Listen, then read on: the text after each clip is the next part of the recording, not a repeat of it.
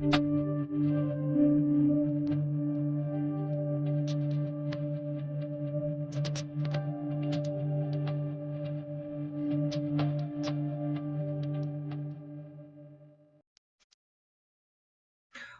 hello on this special edition of Let's Talk News. If you've landed here, I'm Leticia Remauro and I'm your host. And I hope you got here intentionally. If not, maybe by accident. And that's fine too, because this is a show where you get to talk to me and give your opinions, and it's broadcast to everyone who's watching both live and in replay. So it's good to have everybody joining us today.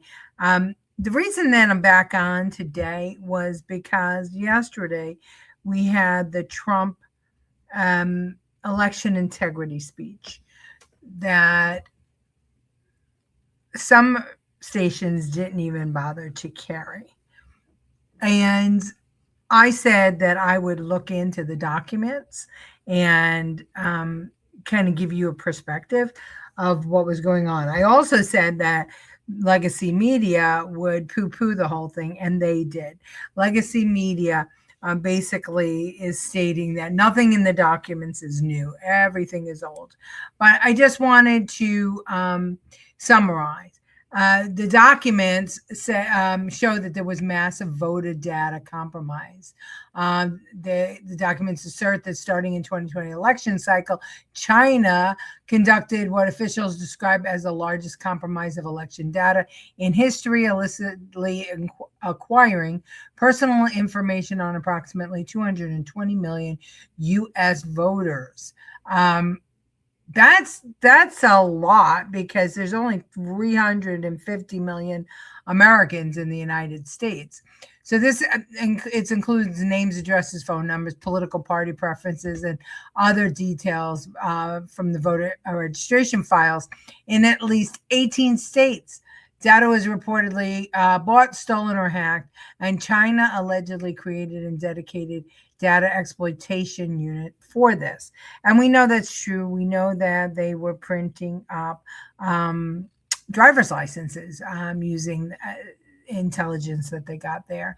U.S. agencies reportedly knew about aspects of this as early as 2020, with some memos referencing analysis of state voter data for public opinion purposes. Critics, including the White House, claim elements of the intelligence community, deep state, downplayed or hid the full scope from President Trump during his first term, and the public declassified texts and memos reference internal efforts to suppress information. And we've talked about this on the show for forever. The deep state was working adjacent to Trump. They were working with, instead of Biden, they were working in cahoots with Obama. And I believe that Bush Jr. had no idea what the deep state was doing, but Cheney did. And I think that the father, I don't think Clinton, Bill, really gave a shit, but Hillary did. This deep state is big problems.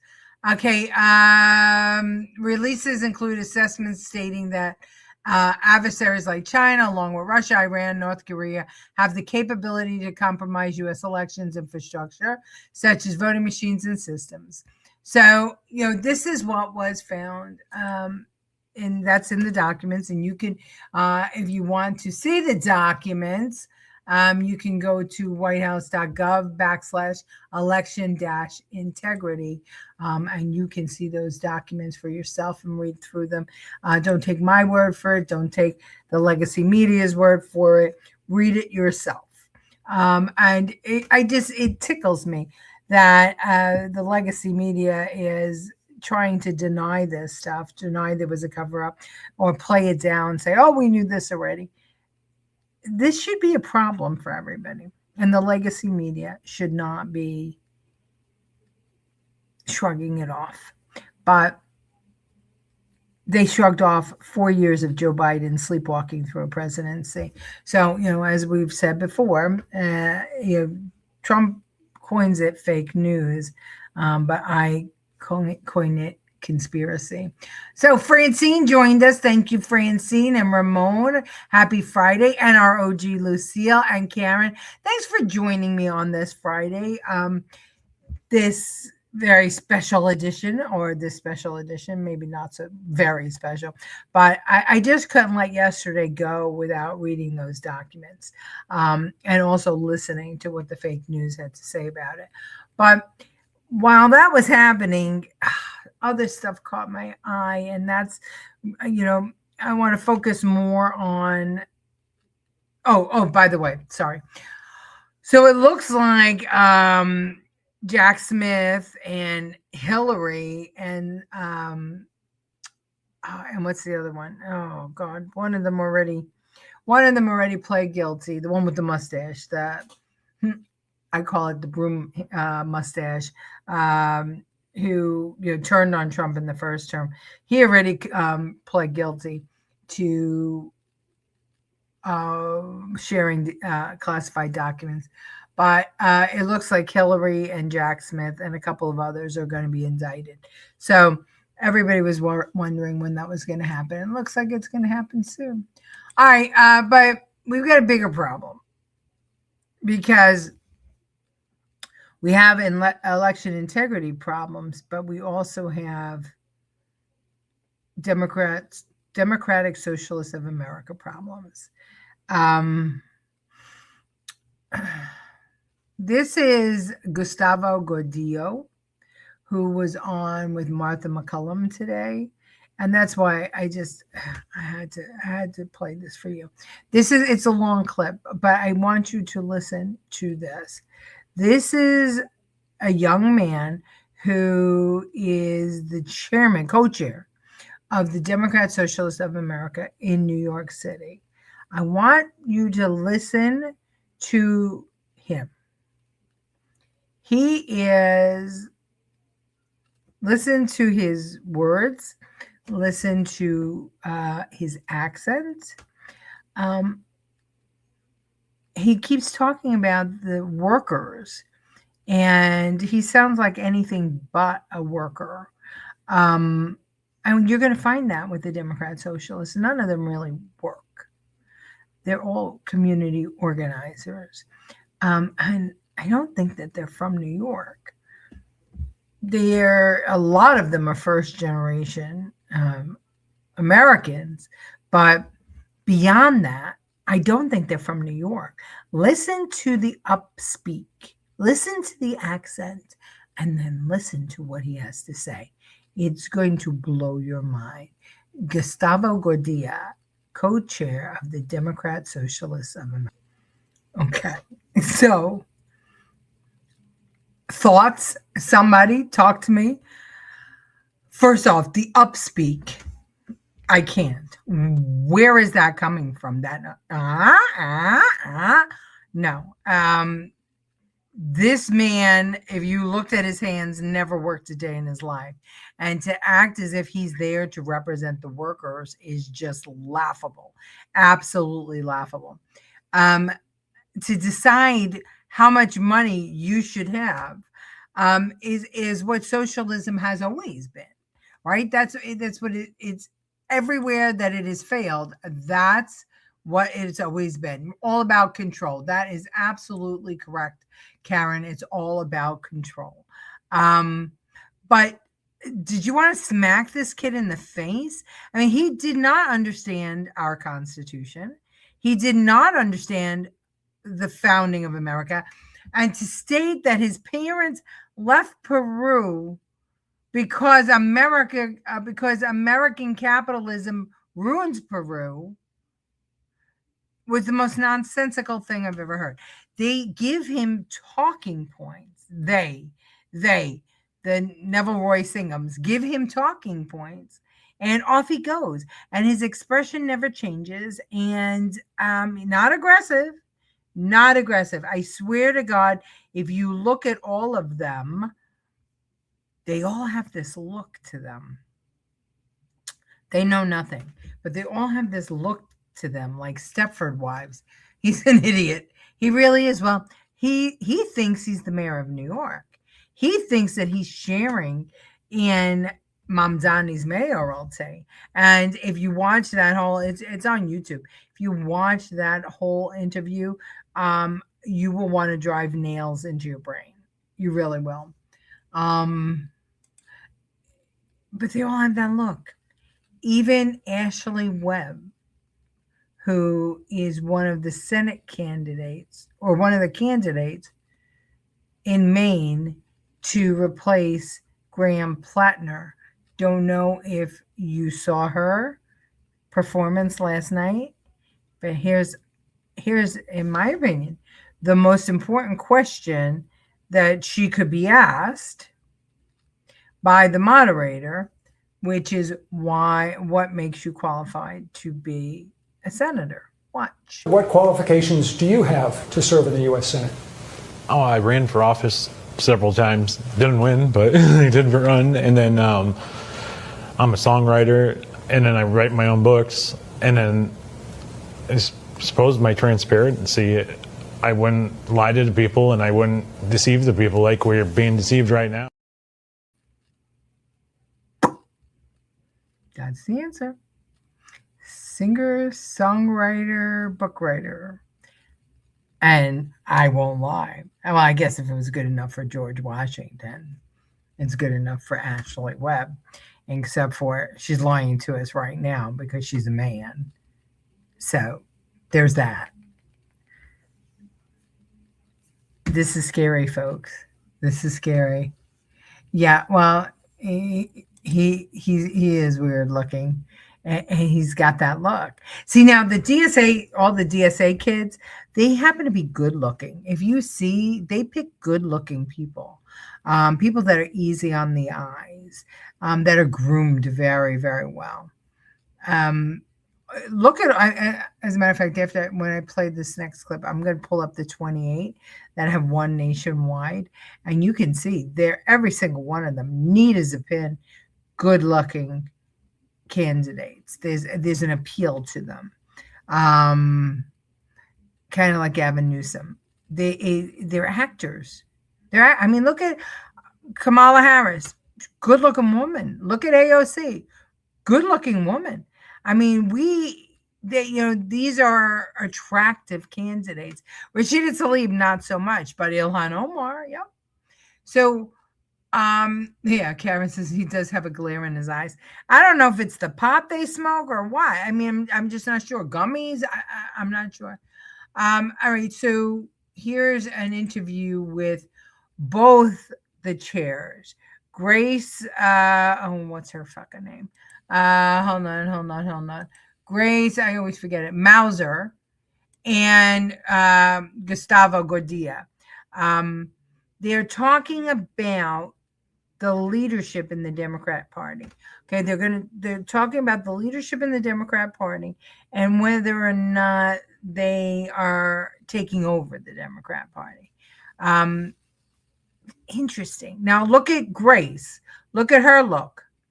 There's just something about all of them. I also read that the DSA was sort of putting Governor Hochul on notice as well, saying that this is a sign maybe that she should maybe bend a little bit more next year when it comes to Mamdani's priorities, like taxing the rich.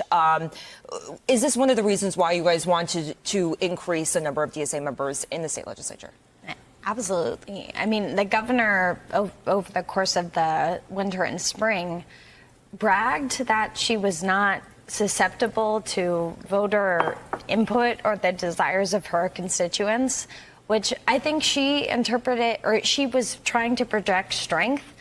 To me, it read more as petulance and like a willful obstinance of against New Yorkers and what New Yorkers were demanding. And I think the Tuesday results show strongly that if she doesn't come around, if she doesn't start playing ball with the New Yorkers, socialists, progressives, a broad coalition of people who are demanding that the rich be taxed in order to fund a state and government that works for working class people, then she may not be long for the office. have accused the DSA of what's known as a dirty break strategy, using the Democratic Party ballot line to advance socialist candidates with the ultimate goal of building up enough infrastructure to break away from the Democratic Party eventually. Is that how you both see this mission? I think we are playing the game with the rules that have been set out. We have a primary system. We're running in those primary systems. Voters are reflecting their preferences in the election system that we didn't design. It was given to us. So people who claim that we're playing unfair, I think, are just being sore losers, honestly. They're saying that, oh, the only way socialism could win is if they're cheating. But we're not cheating. We're playing the game exactly as it was laid out to us. And frankly, in a lot of ways, the rules are unfair. The democratic system is not really that democratic. There's a lot of critiques I have, but we're doing what they have asked us to do. But then when we win, they say, oh, no, not like that. So really, I think they're being a bit of a sore loser when they say things like that. So do you feel like the Democratic Socialists are never going to break off from the Democratic Party? They're always going to be maybe part of this bigger tent? Yeah, it's hard to say what will happen for sure. You know, there's always a possibility that we are kicked out at some point, given how some of the rhetoric has been. There is a possibility where maybe if the democratic system is reformed and we have more parties like countries in Europe or Latin America, there might be room for that. But as it is right now, we know that the way to build power for our goals is to run as Democrats, or sometimes maybe even as independents, depending on where in the country we're looking, and to work with the people who are interested in achieving the same goals as us. Frequently, those are Democrats, not always, but we're working within the system we have now to get as far as we can. Now, at one of the primary watch parties, there were chants when House Minority Leader Hakeem Jeffries came on TV screens, "You're next." And Gustavo, I think you posted on social media saying that Councilman Chiase would have beaten Jeffries. Now, I know he didn't run against Jeffries this year. Do you guys plan to run a candidate against Jeffries in 2 years?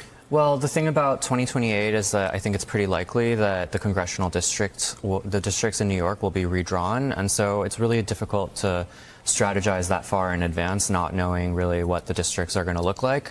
But what I'll say about the leaders of the Democratic Party, Hakeem Jeffries and Chuck Schumer, is that I'm not sure that they're as in touch with the voters of that they represent as they might think that they are.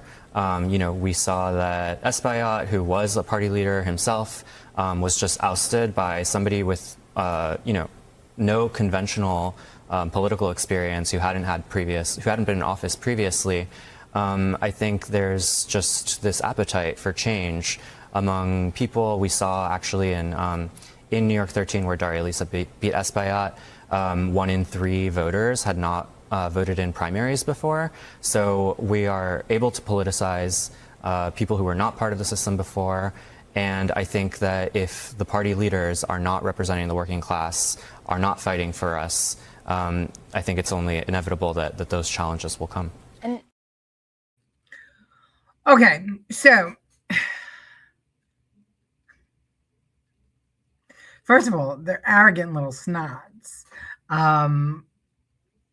But you have to take them seriously.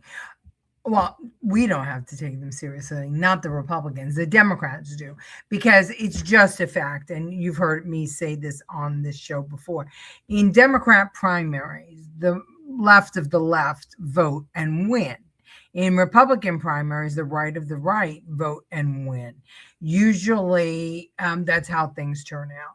Very, very difficult for a moderate to win a Democrat primary or a Republican primary. It's usually far right, far left.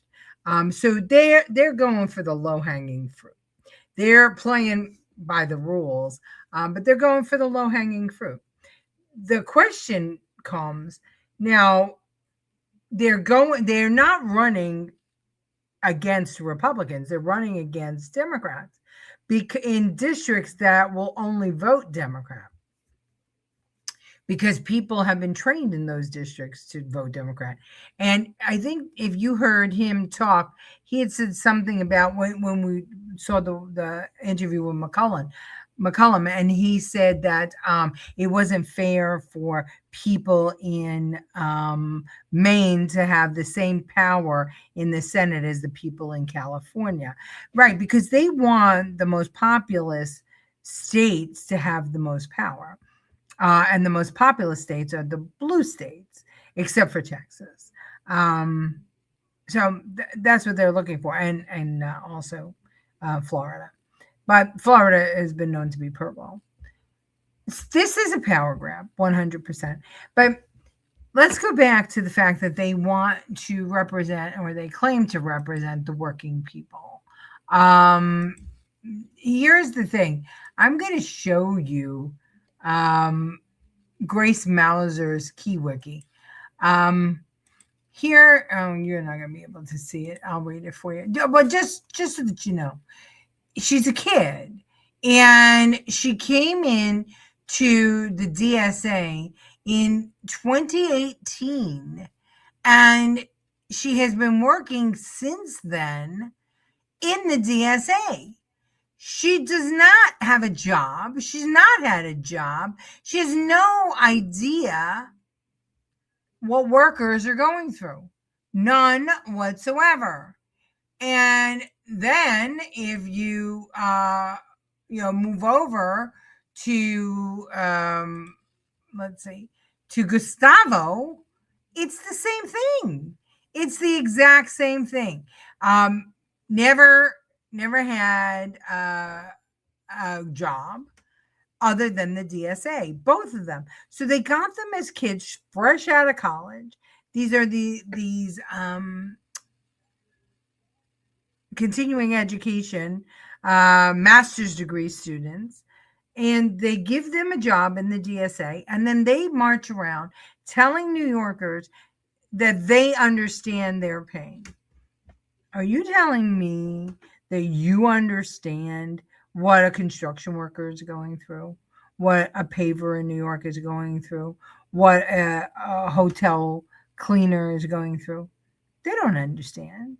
They have no idea what it is to look for a job, fight for a raise, be in a union. They have no idea because they're elitists. And each one of them, both of them, were on the transition team for Mamdani. We have a problem.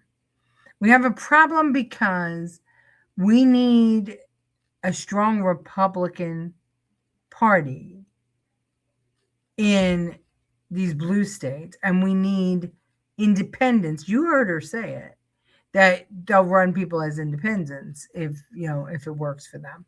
We need to do that. The Republicans need to do that, because I guarantee you, if you run moderate as an independent in New York, you'll get that person elected. Same thing in California, same thing in Chicago, because the traditional Democrats, the people who just pull the lever for Democrats, will never pull the lever for a Republican. They're not going to make that leap, but they'll make the leap for an independent, or they'll stay home. And if they stay home, right, if moderate Democrats stay home, especially blacks and Hispanics and women, who traditionally pull the lever on the Democrat line, no matter who's there. Well, if you give them an independent option of somebody who's sane and rational and doesn't want to undermine our Constitution, that person can get elected in a blue city. So I said it before, and I'll say it again. The Thune and Johnson need to get their shit together, and we need to have a full ballot. And it doesn't necessarily mean Republican.